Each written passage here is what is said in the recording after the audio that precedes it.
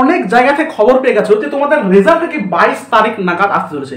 দেখো এটা সম্পূর্ণভাবে কিন্তু এটা একটা মিথ্যা কথা এবং এটা কোনোদিনও হবে না। তার কারণ আমি তোমাদের বলছি, দাদা তুমি আবার আমাদের ম্যানিপুলেশন করছো, আমাদের আবার বিশ্বাসের উপরে আমরা যে একটা আশায় ছিলাম, প্রত্যাশায় ছিলাম, আবার তুমি এই সমস্ত কথা বলছো। দেখো আমি তোমাদের কোনোদিনই আমার ইচ্ছা নাই, কখনো ইচ্ছা নাই যে তোমাদের মধ্যে ম্যানিপুলেশন সৃষ্টি করা, তোমাদেরকে আরো বিভ্রান্তিকর পরিস্থিতির মধ্যে ফেলা। তোমরা এই মুহূর্তে এখনই অলরেডি অনেকটা ডিপ্রেশনের মধ্যে রয়েছো, কিন্তু আমি জাস্ট তোমাকে কঠিন বাস্তব, কঠিন সত্য যেটা সেটা আমি তোমাদের বলতে চাচ্ছি, ভালো করে শোনার চেষ্টা করো।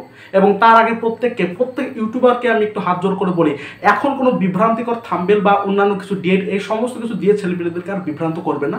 তার কারণ তারা এই মুহূর্তে অনেকটাই কিন্তু বিভ্রান্তিকর অবস্থার মধ্যে পড়ে গেছে, অনেকটাই ডিপ্রেশনে পড়ে গেছে অলরেডি, অনেকটা দেরি, অনেকটা সময় তারা বসে আছে, পড়াশোনার মধ্যে নেই। তাই একটা রিকোয়েস্ট করবো, কোনোদিনই বিভ্রান্তিকর এইভাবে থাম্বনেল কোনো কিছু না দিয়ে ছেলেমেয়েদের পরে মানে হয়রানি করবে না যারা যারা দেখছেন। যাই হোক, দেখো আমি তোমাদের আগে বলি, তাহলে তোমরা এখন বলছো যে দাদা তাহলে 7% যে বলছিলা, যে তোমাদের যে কথা বলছিলা যে সোশ্যাল ক্যাটাগরি আবার আপডেট করতে হচ্ছে, সার্টিফিকেট আবার দিতে হচ্ছে, তাহলে সব এটাকে একটা টুইস্ট নাকি?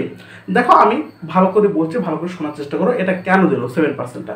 দেখো এটা দুটি কারণ হতে পারে মূলত। এক হচ্ছে WBGE বোর্ড এর আগে যে 17% অ্যাকসেপ্ট করতে বলেছিল সুপ্রিম কোর্ট, সেই অনুযায়ী কাজ করছিল এবং সেই অনুযায়ী একটা সোশ্যাল ক্যাটাগরি আপডেট তোমাদের দিয়েছিল একটা, তাহলে একরকম হচ্ছে 17%-এর আপডেটটা তোমাদের করা হয়ে গেছে। এবার এই মুহূর্তে WBGE বোর্ড দেখছে আমাদের হাইকোর্টের উপর থেকে তো চাপ আছে যে আমাদের এত তারিখের মধ্যে রেজাল্ট বের করতে হবে, এবং সুপ্রিম কোর্ট হাইকোর্টের ওই স্টের উপর মানে হাইকোর্টের ওই রায়ের উপর কোনো স্টে করেনি। তার মানে সুপ্রিম কোর্ট, হাইকোর্ট সবাই অ্যাকচুয়ালি বলছে আমাদের এর মধ্যে রেজাল্ট বের করতে হবে।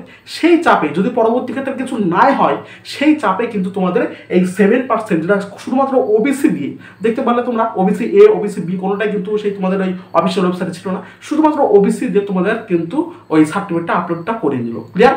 এবার কেন বলি 22 তারিখে তোমাদের রেজাল্ট আসার সম্ভাবনা নেয় কেন আমি তোমাদের বলি। দেখো ফার্স্ট অফ অল বলি যে রেজাল্ট আসার আগের দিন কিন্তু ফাইনাল অ্যান্সার কেমন চলে আসে, আগের দিন আসে। এবার এমনটা হওয়া সম্ভব খুবই কম যে রেজাল্ট আসলো সেই দিনেই, তারপরে আবার তার সাথে রেজাল্টে কবে হবে আসবে সেটা এক নোটিস দিলেও তারপর আবার রেজাল্টও সেদিন চলে আসলো, এই সম্ভাবনাটা খুবই কম, খুবই কম। এবার তোমরা বলতেই পারতো যে এত তো ডিলে হচ্ছে বা এত চারদিকে দুর্ব্যবস্থা, এত WBGE বোর্ডের দুর্ব্যবহার আমরা দেখতে পাচ্ছি, সেক্ষেত্রে এটা তো হতেই পারে।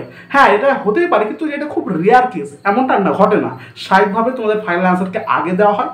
যদি কোনো দেখা যাচ্ছে ভুলভ্রান্তি বা কোনো কিছু হয়েই থাকলো ফাইনাল আনসার দিতে, সেটা আবেদনের জন্য কোনো সেটা অপশন থাকে না, তাও একটু সময় দেয়। সেজন্য একদিনে এটা করা কিন্তু একটা অসম্ভব ব্যাপার।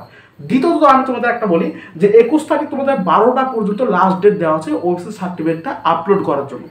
এবার এই ওবিসি সার্টিফিকেটটা আপলোড করতে গিয়ে দেখো তার পরের দিন যদি রেজাল্ট পাবলিশ করতে হয়, তাহলে আবার 7% অনুযায়ী আবার র্যাঙ্কারগুলোকে ভালো করে দেখতে হবে, চেক করতে হবে। তোমাদের তো এমনি এমনি আপলোড করো না, নিশ্চয়ই সার্টিফিকেটগুলোকে দেখানোর জন্য বা পর্যবেক্ষণ করার জন্য, র্যাঙ্কারগুলো ঠিকঠাকভাবে তৈরি করার জন্য, মানে র্যাঙ্কটাকে আবার ওবিসি অনুযায়ী ভালো করে সাজানোর জন্য তৈরি করেছিল।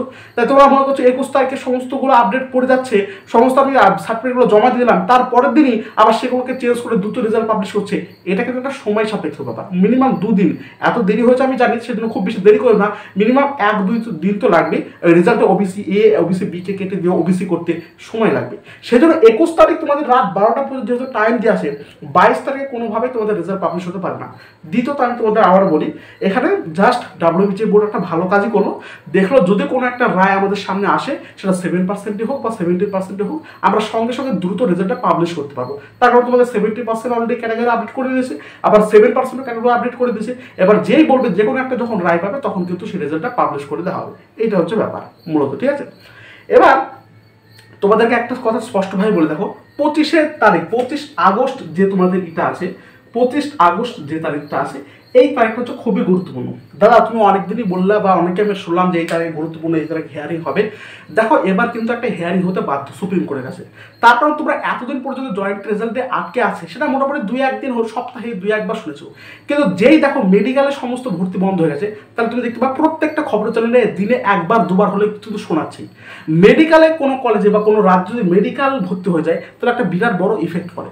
এবার এই ইফেক্টটা বেশি প্রভাব ফেলবে আমি তোমাদের বলছি, এবং এত কিছু কারণের জন্য সুপ্রিম কোর্ট কিন্তু 25 আগস্ট এই একটা হিয়ারিং বা এ করতে কিন্তু বাধ্য হবে। এবার হয়তো আমাদের WBGE বোর্ড 25 আগস্ট পর্যন্ত থামতে পারে, কিন্তু তার পরবর্তীকালে আবার হাইকোর্টের আবার রায় দেওয়া আছে, হাইকোর্ট আবার অবমাননা কেস করতে পারে। যদি 25 আগস্টও কোনো সমাধান না আসে, তাহলে WBGE বোর্ডে একটা চান্স রয়েছে যে 7% অনুযায়ী তোমাদের রেজাল্টটা বের করে দাও। এবং তোমাদের বলি, তোমাদের 28 আগস্ট, আমার মনে হচ্ছে 28 আগস্ট বা 29 আগস্ট এর মধ্যে তোমাদের রেজাল্টটা প্রকাশ হতে পারে। 28 বা 29 আগস্ট এর মধ্যে তোমাদের রেজাল্টটা প্রকাশিত হবে, 25 তারিখের আগে তোমাদের রেজাল্ট প্রকাশিত হবে না। দেখো এটা হচ্ছে কঠিন বাস্তব এবং কঠিন সত্য, আমি তোমাদের বলানোর চেষ্টা করলাম। এটাই 25 আগস্ট আগে আমাদের হাইকোর্টের রায়টা দেখবে, মানে সুপ্রিম কোর্টের রায়টা দেখবে, এবং সুপ্রিম কোর্টের লিস্টে কিন্তু একদম ফাইনাল হেয়ারিং বলে উল্লেখ করা রয়েছে। যদিও লিস্টে এখনো অন্তর্ভুক্ত না করা হলেও এই 25 তারিখে ওবিসি কেসটা তুলতে বাধ্য, যেহেতু এই ইস্যুটা এত বড় প্রভাব ফেলে দিয়েছে। মেডিকেল টেডিকেল সমস্ত কিছু যদি বন্ধ আছে সেজন্য তুলতে বাধ্য। এবার একটা আমি কথা বলি প্রত্যেককে একটা কথা বলি, এই যে এই বিষয়টা, এই যে শিক্ষার ক্ষেত্রে এইভাবে রাজনীতি বা পলিটিক্স বিষয়টাকে কিন্তু জোড়াবেন না আপনারা। আমরা প্রায়শই এখন দেখছি যে অনেকেই বলছে যে আমরা রাজ্য সরকারের সম্পূর্ণভাবে দোষ দিচ্ছি। হ্যাঁ, আমরা জানি রাজ্য সরকার সম্পূর্ণ দোষ, কিন্তু বিজেপিরা বলছে আমরা আসলে এমনটা করতে দিতাম না, সিপিএমরা বলছে আমরাও করতে দিতাম না। আরে বাবা, এটা হচ্ছে শিক্ষার একটা ব্যাপার। পুরো রাজ্যে শিক্ষার একটা প্রভাব। উচ্চশিক্ষার জন্য ছাত্রছাত্রীরা ভর্তি হতে পারছে না, তাদের চাহিদা থাকলেও তাদের ইচ্ছা, তাদের অগ্রাধিকার দেওয়া উচিত উচ্চশিক্ষার জন্য, সেটা করতে পারছে না। এটা রাজ্যের ক্ষেত্রে সম্পূর্ণভাবে দুর্নীতিজনক ব্যাপার।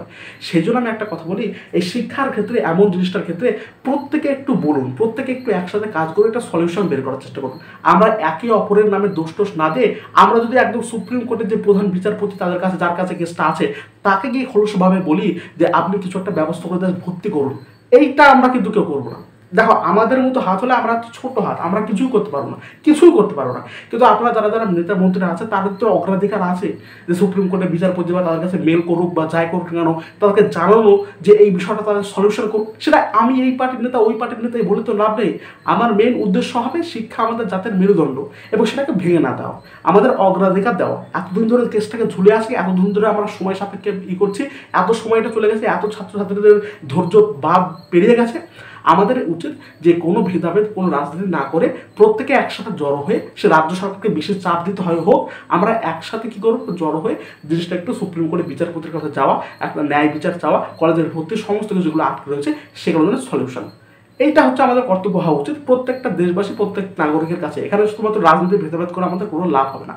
এক সরকারের নামে দোষ, দেখো একটা সরকারের নামে দোষ দিয়ে ওরাও মানে কান পচে গেছে, ওরাও জানে যে দোষ কতটুকু দেওয়া যায়, যে দোষ দিচ্ছে দিক, কিন্তু আসল যে জায়গায় ঘাত দেওয়া যায়, যেখানে আমরা করতে পারি, যেখানে আমরা সলিউশনটা করতে পারি, সেখানে আমরা করার চেষ্টা করি, তাহলে এই জিনিসটা অনেকটা আগেই মিটে যেত। এবং এমনটা করলে রাজ্যের উন্নতি আরও অনেকটাই হতো। যাই হোক, ছোটো মুখে আর আমরা বেশি কথা বলবো না, আমি তোমাদেরকে এইটুকু আপডেট দেওয়ার চেষ্টা করলাম, এবং এটাই বাস্তবভাবে 25 তারিখের আগে তোমরা কিন্তু কোনো কিছু দেখতে পাবে না, 25 তারিখের পরে যা হওয়ার হবে। ধন্যবাদ বন্ধুরা, চ্যানেলের পাশে থাকো, সবসময় অ্যাকুরেট অথেন্টিক আপডেট দেওয়ার জন্য, আপডেট পাওয়ার জন্য সবার আগে অবশ্যই চ্যানেলটাকে সাবস্ক্রাইব করে চ্যানেলের পাশে যুক্ত থাকো বন্ধুরা। সবসময় আমি তোমাদের আপডেট দিতে থাকবো, এবং WBG রিলেটেড যত সমস্ত পরীক্ষা আছে তার সমস্ত আপডেট, সমস্ত প্রিপারেশন তুমি এই গ্রুপ থেকে, তুমি আমাদের যে চ্যানেলটা রয়েছে সেই চ্যানেল থেকে তোমরা পেয়ে যাবে। আজকের মতো এটুকুই, ধন্যবাদ।